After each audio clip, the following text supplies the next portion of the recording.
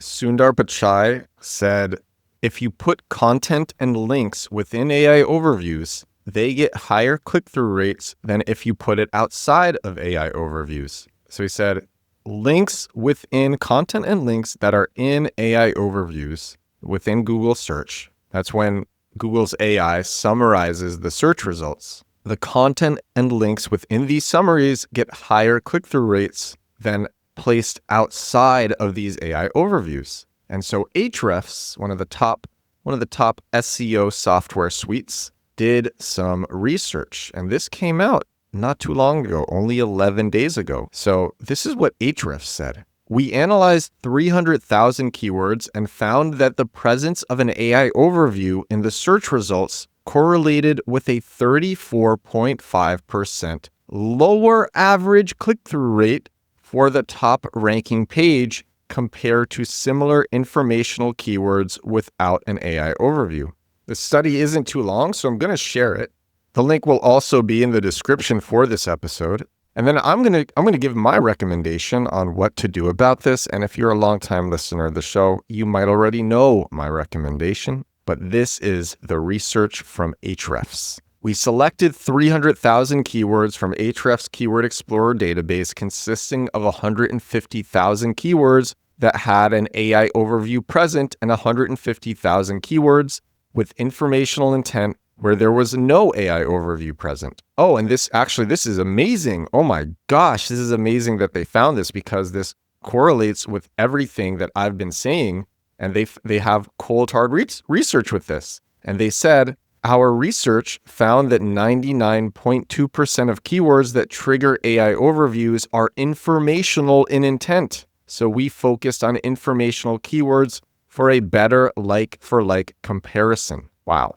I need to add that to the Compact Keywords landing page. That's crazy. 99.2% of keywords that trigger AI overviews are informational intent. The study continues. We aggregated Google Search Console data to get each keyword's average desktop click-through rate per month, which was the sum of clicks divided by the sum of impressions. That's just normal click-through rate. We then compared the click-through rates for both samples from March 2024, before the US rollout of AI overviews, and March 2025, after the US rollout of AI overviews. And the findings were, in March 2024, the average position 1 click-through rate for informational keywords was 0.056. In March 2025, this had dropped to 0.031. In March 2024, the average position 1 click-through rate for AI overview keywords was 0.073. Wow. In March 2025, this had dropped to 0.026. And they draw the conclusions. We can use the drop in click-through rate for informational keywords to predict click-through rate for our sample of AI overview keywords, assuming AI overviews had not rolled out. This forecasted click-through rate is 0.04, and it's almost done now. Calculating the difference between the forecasted and actual click-through rate for AI overview keywords suggests that the presence of AI overviews reduces the click-through rate for position 1 by around 34.5%. And I have final thoughts here. This isn't surprising. I've seen anecdotal data suggesting that some websites have seen clicks reduced by 20 to 40% since the rollout of AI overviews. It seems possible. AI overviews function in a similar way to featured snippets, by trying to resolve the searcher's query directly in the SERP, in the search engine results page, likely contributing to more zero-click searches. And although AI overviews often contain citation links, there can be many of these links cited, making it less likely for any single link to earn the lion's share of clicks. I shared a study a while ago about how featured snippets actually increase click-through rate, but there's only one link, depending on the type of feature snippet. If it's a feature snippet that quickly answers a question, there's usually one link for that. And in a bunch of cases, it can increase click-through rate. But for the AI overviews, there's a lot of links cited. And I think also the explanations are more thorough from the AI overviews. So this article finishes up.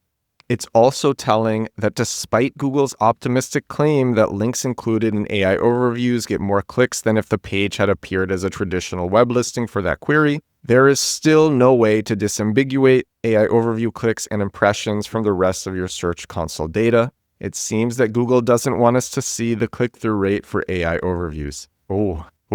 Assuming AI overviews stay in this current form, this is also likely the highest the CTR will be. As the novelty wears off and the law of bad click-throughs kicks in, I would expect to see clicks reduce further. And that's all for the Ahrefs article. Seer Interactive did a study, but it was less comprehensive, and they found that click-through rates decreased by 70% when an AI overview was present. So this is much better than 70%, but it's still pretty strong. And when the law of it's actually a curse word, so I'm not going to say it, but when the law of bad click-throughs kicks in, it's probably just going to get worse over time. Now, there is a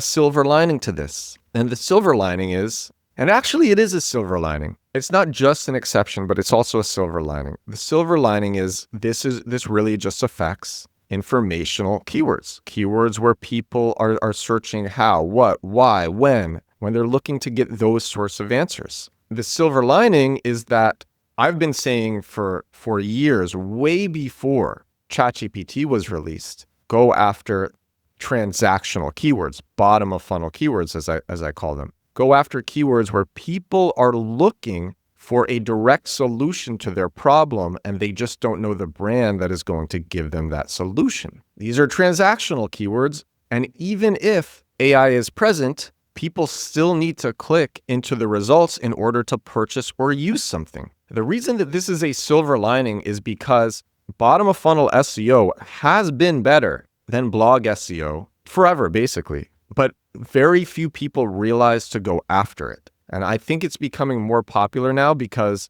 people who still want to do SEO, they need to figure out other ways to do it, because keywords that are informational intent, which was the standard in search engine optimization before the release of AI, they just don't work as well. There are many other reasons for that, like Google's helpful content update annihilating a lot of SEO blogs. So there's other reasons for it, but AI is a contributing factor.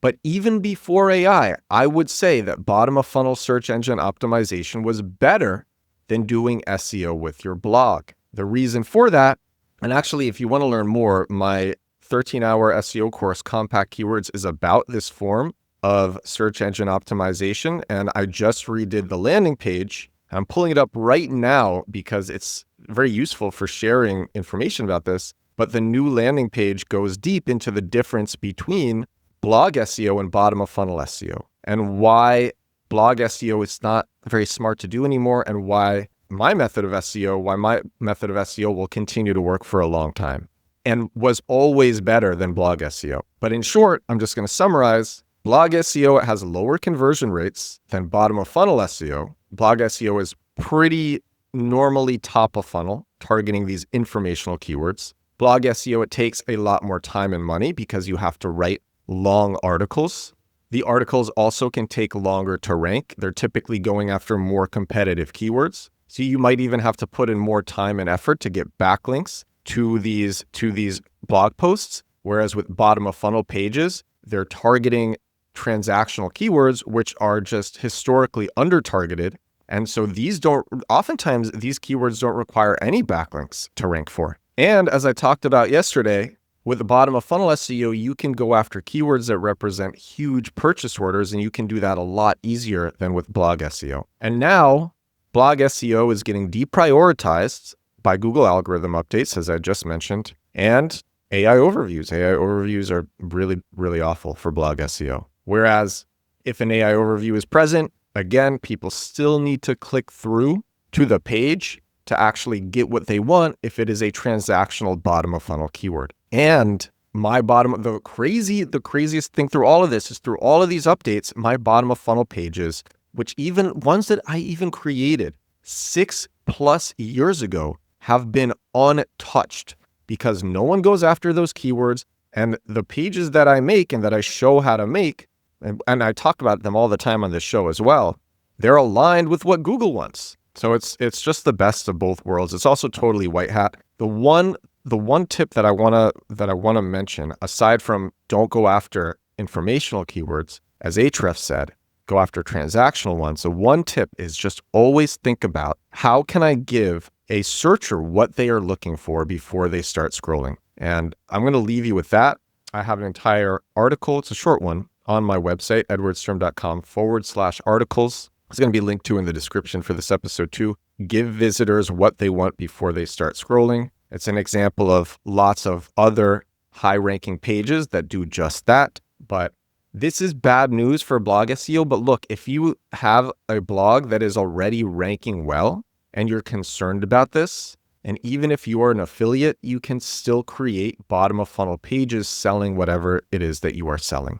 And if you are not an affiliate, then just create these bottom of funnel pages selling your products and services. But if you already have a blog that's ranking, it's great news. You probably already have the backlinks necessary to make bottom of funnel pages that directly sell things to people who need them now. Anyway, maybe AI overviews is the silver lining, the kick that's going to shift the industry to bottom of funnel search engine optimization. And that is all for episode 663 of my daily digital marketing show. 663 days in a row doing this podcast. Thank you so much for watching. Thank you so much for listening. I will talk to you again tomorrow. Bye now.